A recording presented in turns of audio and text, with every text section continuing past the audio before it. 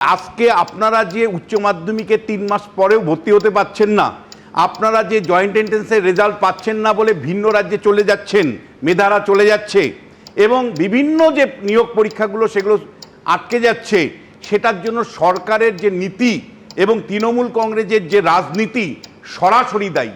পরিষ্কার OBC category 7% সংরক্ষণ রেখে যে কোনো ধরনের নিয়োগ করা যেত, অ্যাডমিশন নেওয়া যেত, কিন্তু শাসক দল 2026-এর নির্বাচনের আগে সংখ্যালঘু মুসলিম ভোটটাকে নিশ্চিত করতে তাদের বার্তা দিতে চাইছে যে ভাই যদি আমার মানে স্নাতক স্তরে ভর্তি না হয় হবে না, দেখো ভাই তোমাদের দরকার হয় আমি কলেজ উঠিয়ে দিব, আমি দরকার হয় তোমাদের মানে জয়েন্ট এন্ট্রান্সের রেজাল্ট দিব না, তাও হে মুসলমানরা তোমাদের নিশ্চিত থাকো তোমাদের জন্য আমরা কি ধরনের লড়াই করছি, তখন ঐক্যবদ্ধভাবে আমাকে ভোট দিতে হবে, আমি শিক্ষাটা উঠিয়ে দিচ্ছি তোমাদের জন্য।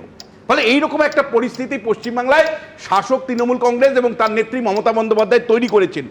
আসলে কি জানেন তো সুমনদা, ওরা যত বেশি পড়বে তত বেশি ওরা জানবে আর তত বেশি ওরা অমান্য করবে। ফলে এটা খুব ভালো করেই জানে যে যত বেশি মানে পড়াশোনার প্রসার ঘটবে তত বেশি শাসককে অমান্য করবে। শাসক ভয় পায়।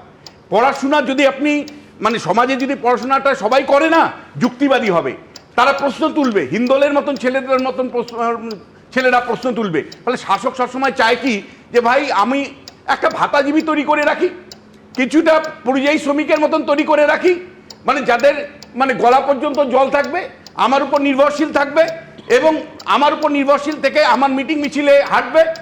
ফলে পরিষ্কার করে আমি বলছি যে শাসক সবচেয়ে যদি কম গুরুত্ব গত 15 বছরে দিয়ে থাকে তৃণমূল কংগ্রেস, সেটা হলো শিক্ষা।